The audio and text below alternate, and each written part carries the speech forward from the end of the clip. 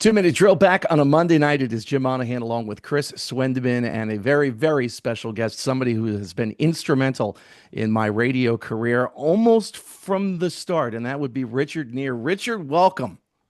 Welcome, James. Monongahela. That's what Scott Muni used to call you because you had an extra G in your name, he thought.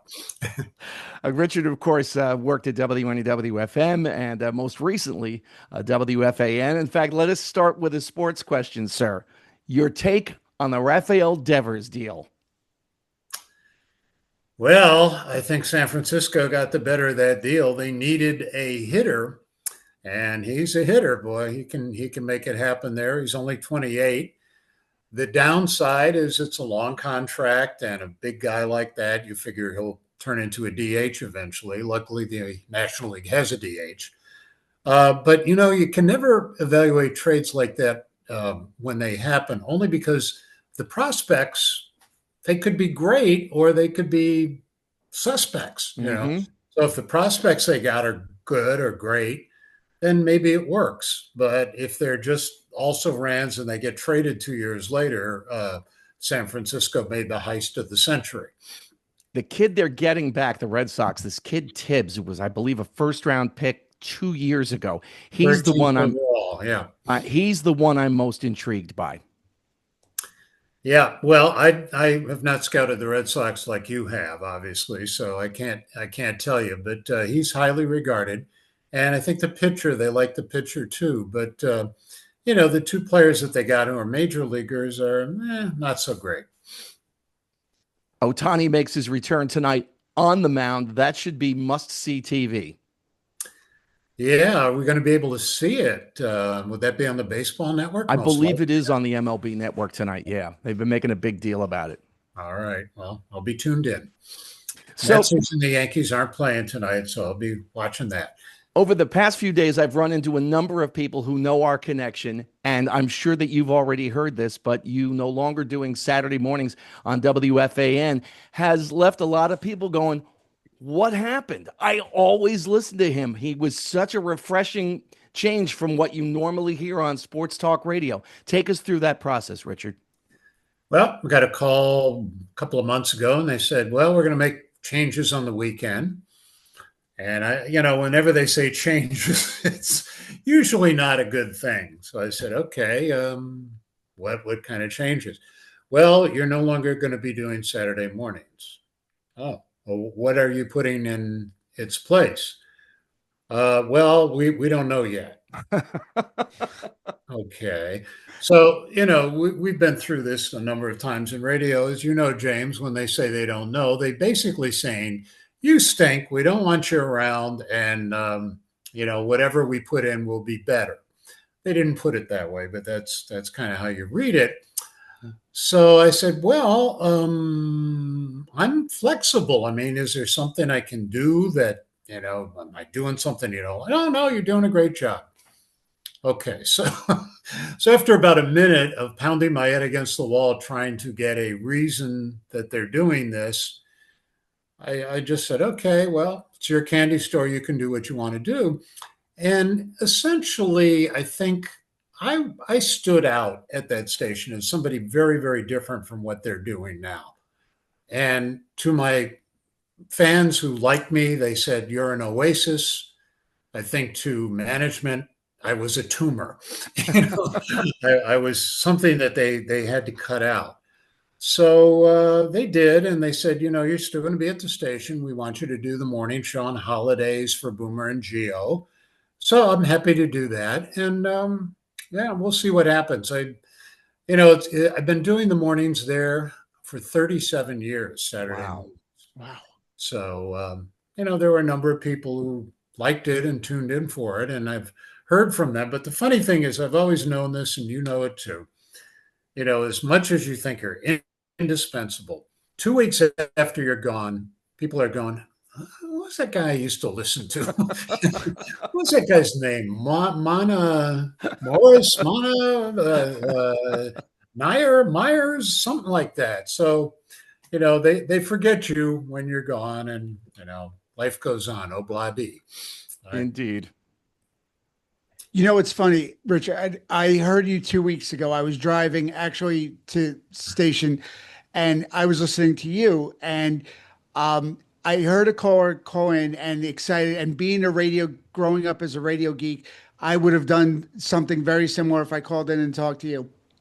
He called in and he was going on for a few minutes about how he grew up listening to you, and you were so gracious about it, and you were so funny at the same time because you had said to him, I take every time somebody has said that to you, that you were so gracious about it and you appreciated it, versus Scott Muni, who you said anytime anybody said that to him, he got mad because it felt like it dated him and made him old. Like you took the high road, and apparently Scott didn't seem to have it the same way. And I just cracked up in the car laughing because I could totally see that. And you just like took me back to like radio, my radio geekdom, like growing up. And I laughed so hard in the car because I just thought that was just the funniest thing.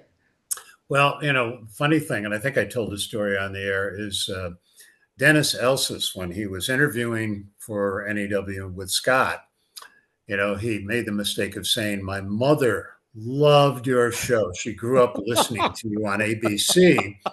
Yes. And Scott took a little pause and he goes, "Dennis, I knew your mother." And he insinuated that it was in the biblical sense. So Dennis, of course, turned white and never mentioned that again, that his mother grew up listening to Scott. Well, I'm in a similar situation, though I'm older than Chris, having grown up listening to the radio station and met you through playing softball against you. I was working at a different radio station, and you were kind enough to, I guess maybe I played well. I think that's what happened. But I ended up on the NEW team, and you were kind enough to listen to some of the air checks I would give you, and ultimately gave one to Muni, who wrote on either the envelope it was in or the box, "Sounds a little like a young Pat Dawson." And I couldn't tell if that was good or bad. Yeah, I'm not sure. I'm not sure. Pat went on, we worked with Pat for years. We always called him Cowboy Pat because he is Richwood, New Jersey kid. And he came off as somebody out from the, gunslinger from the Old West. He went on to NBC News and he was a foreign correspondent, and he had a pretty nice career. And I called him once at NBC and I got a hold of him, and he didn't remember much about NEW. It's funny. I told him about how we produced concerts with the Grateful Dead and Springsteen and everybody. And he was like, "Yeah, I kind of remember that." So I don't know. There were a lot of, shall we say, substances going on back in the day. So not that I ever indulged, or you, we were the straight arrows. We were the beer drinkers. So we didn't get involved in that stuff. I was too busy trying to stay in shape to play softball for the radio Yeah, there you station. go. You recently did a blog post on your website, richardneer.com, and it's called, I believe, Rethinking FM, and it refers to the book that you wrote about 24 years ago now called FM, The Rise and Fall of Rock Radio. And you made a comparison between callers on FAN who would come in and, bitch and moan about the way analytics are used in radio. All right, yeah, in baseball rather. And you made a comparison between that and how changes happened on the FM dial. And I thought there were some very good comments that you made, some very good thoughts.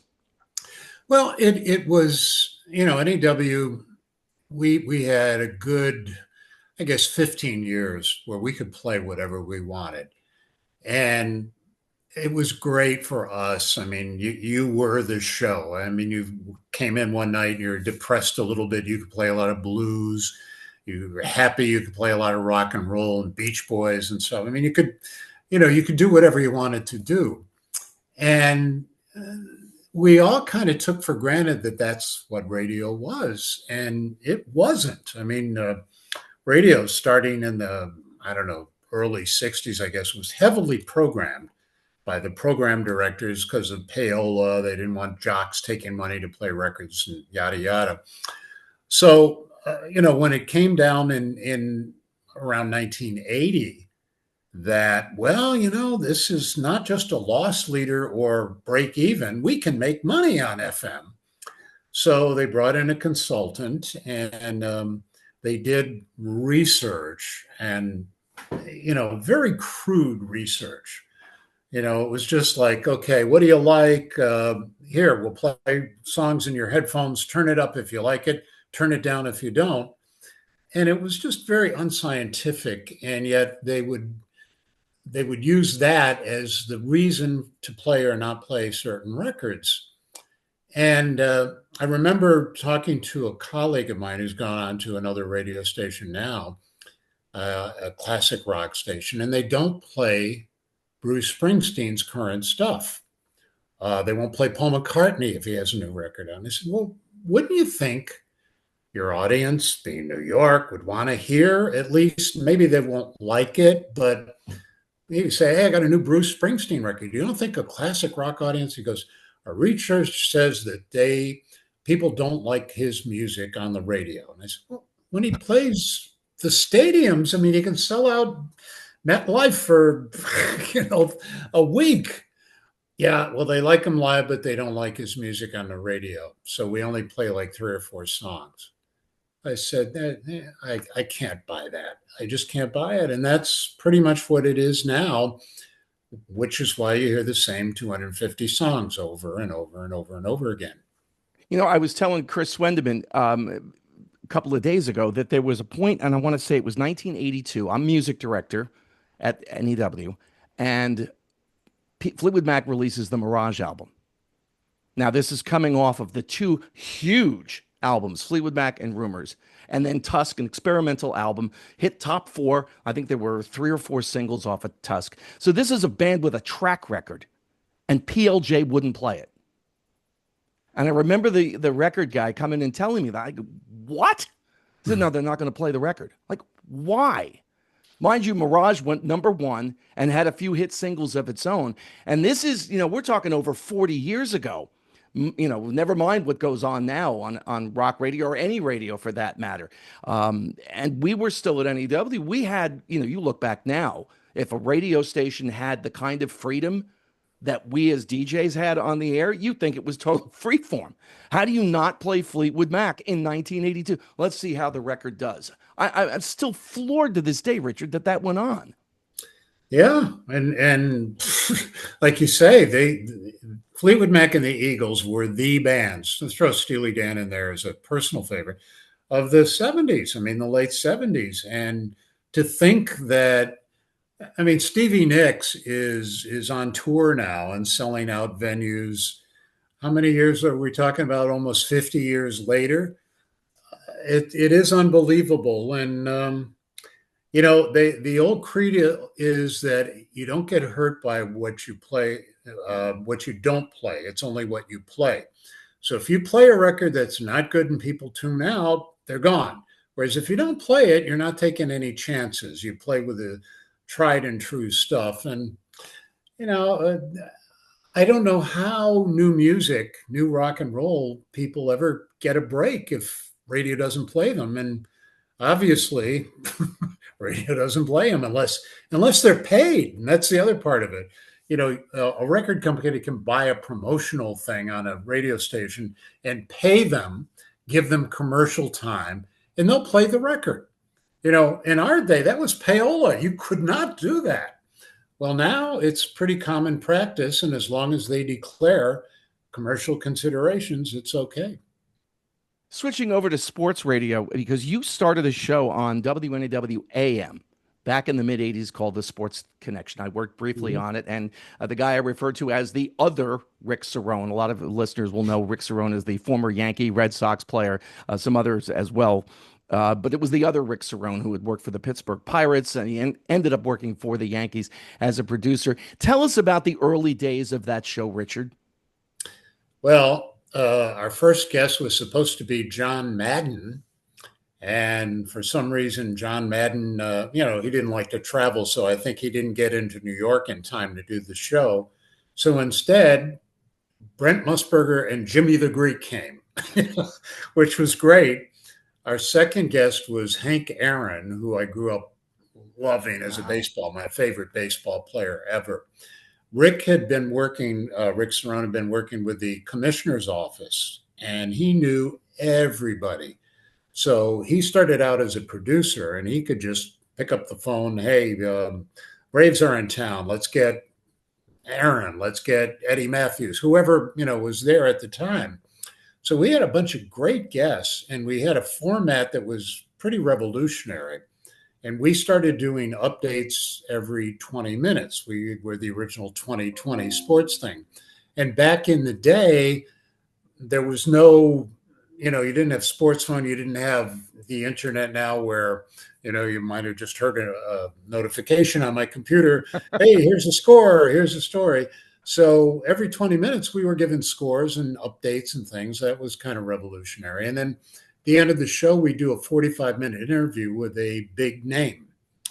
3 days a week. I don't think we could pull it off 5 days a week, but 3 days a week we did that. We did a little game show, a trivia contest based on baseball or football during the football season. And we tried to think out of the box because Art Russ Jr. was around. Dave Sims, who's now the Yankee play-by-play guy, was doing a show on WNBC.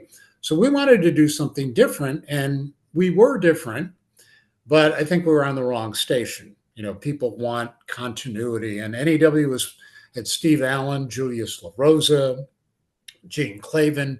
It wasn't a sports station.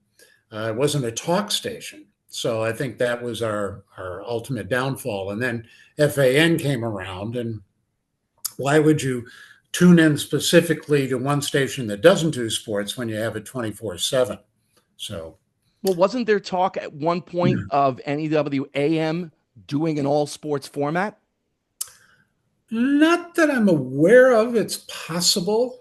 There might have been discussions at one point, but they were still hanging on with the beautiful music, the music of your life, the American songbook, they call it now. So I think that was a tradition they didn't want to let go of. And remember our old friend, Jonathan Schwartz.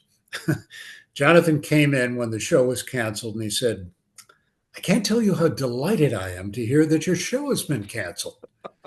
And Rick and I are in the office, and what do you say to that? And he says, having said that, young Neer, I must say it is the finest sports program I've ever heard. And he walked out. That's Jonathan. I can hear Jonathan saying that as well. Yeah. Just an absolute character. Yeah. Richard, a lot of times pro athletes want to be musicians, and some are actually really good. I mean, if you look at Bernie Williams, Jim on his show, All Mixed Up, plays Bronson Arroyo's album, which is phenomenal. And athletes a lot of times want to be musicians. Musicians a lot of times love sports and want to be athletes.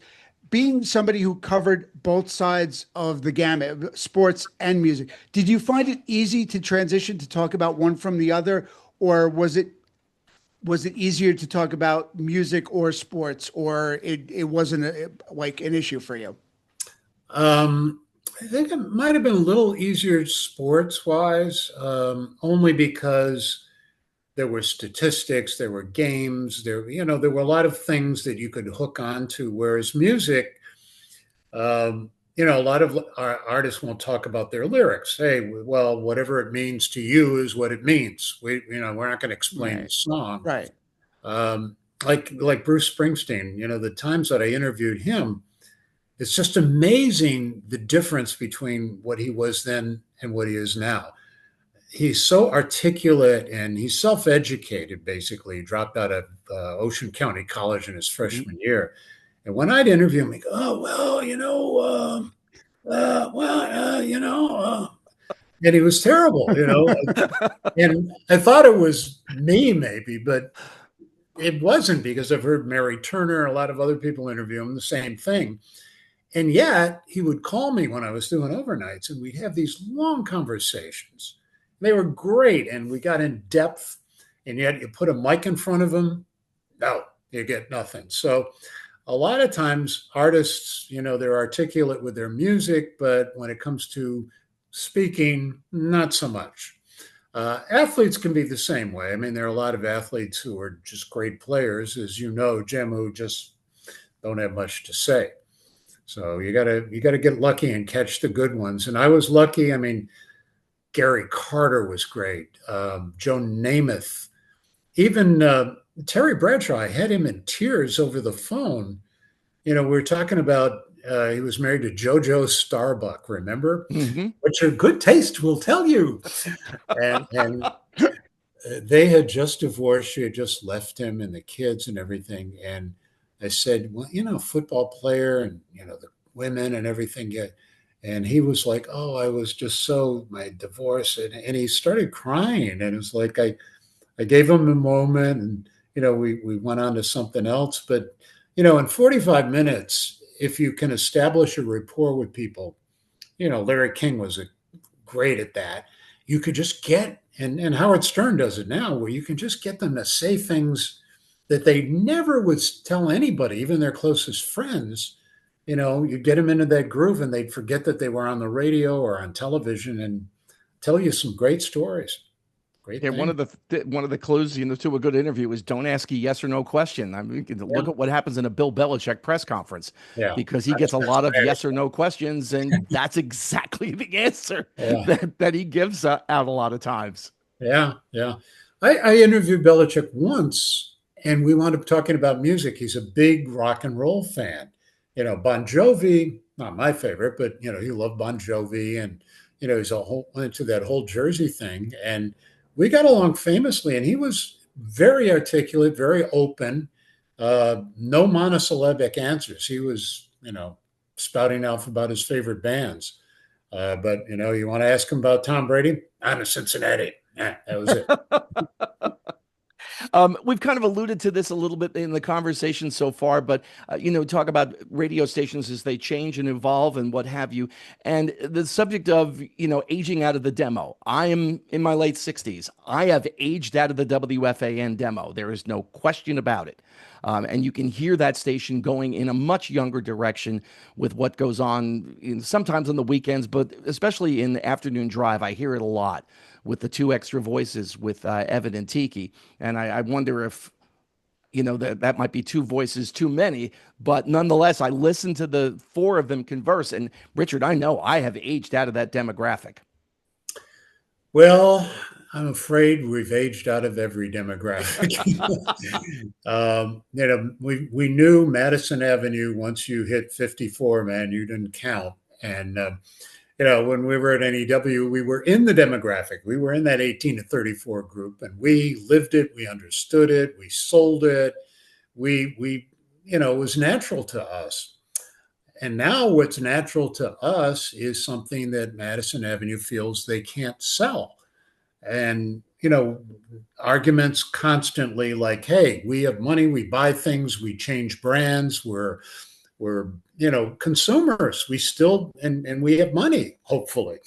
But they just don't value it because they don't think we're susceptible to commercials. They think that we're kind of hip to that whole thing, and there isn't a commercial that'll make us buy something. So if you watch TV at night, which I do sometimes, watch MeTV and Heroes and Icons, watch some of the old shows, ED remedies, diseases you've never heard of. There's all kinds of pills for everything, incontinence, you name it. That's what they're aiming at us, instead of like, hey, there's a cool new electric car we might want to buy. Well, no, we don't go there. We just go toward remedies for what ails you. So sure, because we already have our way, James. We have our car brand. We know what beer we drink by now. Swendeman, you're going to hit this sooner rather than later. I hate. I'm not that far behind you guys. I mean, you had talk about me like I'm one of the young kids. I'm not that young. I got to ask you a question though. You're wearing a Yankee hat. How do you and Monaghan get along? We get along swimmingly. He mocks me, and I take it. It's a giving relationship, Richard. Okay. No, we have that yin and yang, don't we, Jim? Like we have it's like two fans and two friends that just have the rivalry that we throw the jokes in and we keep it moving. I think it works. Were it not for the Devers trade, that went down yesterday, I'd be all over him, Richard, about sweeping the Yankees and Judge going 1 for 12 with 9 Ks. Believe me, but the Devers trade really tempered that a little bit. Yeah. I am the happiest person in the world that Devers got traded because anytime Garrett Cole was on the mound and Devers was at the bat, my Boom. phone would be buzzing and he'd be like, "Oh, is that your ace again that just got taken deep?" Yes, yes, it is, Jim. Yes. Thank you for bringing that up. So nobody was happier to see Dever leave Boston than I was yesterday, and I was the one that texted Jim, Richard, and I said, Devers on his way to San Fran, and he's like, "No way!" And I had to go send him proof because I'm sure after the beating they took, he thinks I'm messing with him, and I'm like, "No," I'm like, "This is actually happening." And he calls me, he's like, "You have to be kidding me!" I'm like, "Nope." And I was the happiest person in the world to deliver the news to the Sox fan that Devers was on his way to on the West Coast. Mookie Betts, the list goes on and on of guys that the Sox have traded Or and sold. regretted. Babe Yeah. Ruth. It goes way back. There's a Yeah. long history of all of this.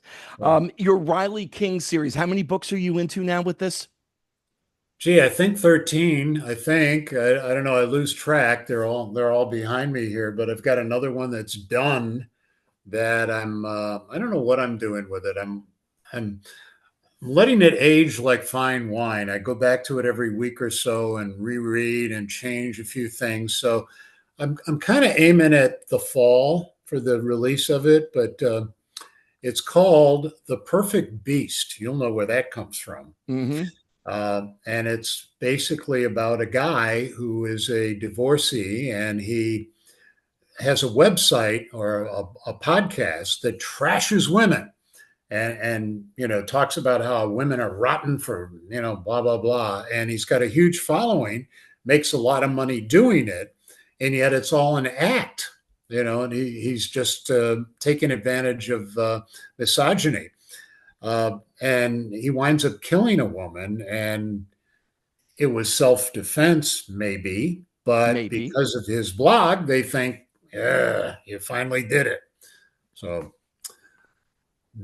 intrigue will follow. The Yeah. Perfect Beast, of course, a reference to a Don Henley song title. And so many of your book titles are referenced off of books, including a short story that you did. I want to just wrap with this: Invisible Airwaves, a nod to Rush, if you will. I got a kick out of the radio host who was, quote, involuntarily retired, unquote. Wonder Well, who that sounds like. the funny thing is I wrote it way before I was involuntarily retired. But it was about a guy, and you know this, like when you've been in the media your whole life and you're not really doing it much anymore, there's a certain like, am I relevant anymore? Does anybody want to hear anything I have to say? What's my purpose? Are my best days behind me? And why do you get up in the morning? You don't have a schedule, you don't have a job to go to, and all of that. So it was about a guy, an older guy, and I based it on Edward Brown. I know you remember him, a great Yes, very well. Newsman passed from NEW. recently. And it was a old journalist with a great voice and great Walter Cronkite presentation who had been let go, and he found a job at a little tiny radio station in Virginia, and he did it for a while, and then the station went under during COVID, and he continued to go in and do shows, and people thought, that, oh, he doesn't know, there's no show here, nobody's hearing it. And he had a whole support staff around him, his daughter, his friends, and he knew the whole time that it was fake, but it gave him a reason to do something. And I actually wrote two endings. One of the endings was he didn't know, and he was just on an illusion and just was like, oh, I'm still on the radio. And the other one was, yeah, he knew it all along, and he was doing it to support his friends. So that And was a cute little story. even with you giving away what happened there's another twist at the end that makes it even sweeter, I think, Richard. You can find that on the blog section, by the way, of Richard's website, which is richardneer.com. Richard, we're running out of time here, but I just wanted to thank you very, very much for joining Chris and me this evening. As I mentioned at the top, you are a huge part of my radio career. Helping me get started at NEW, and then all of the advice that you've given me over the years, including recently with my own involuntary retirement, if you will. So thank you for all of that. Well, and it was because you were a great center fielder in your day. The guy had speed. He could get on base. He could steal. He could do everything. And Except, occasionally a good segue as well. yeah, once in a while. Yeah. Okay. Thank you, guys. Appreciate it. All right. And Good again, luck. the website is richardneer.com. And Chris and I will be back next Monday night with another 2-minute drill.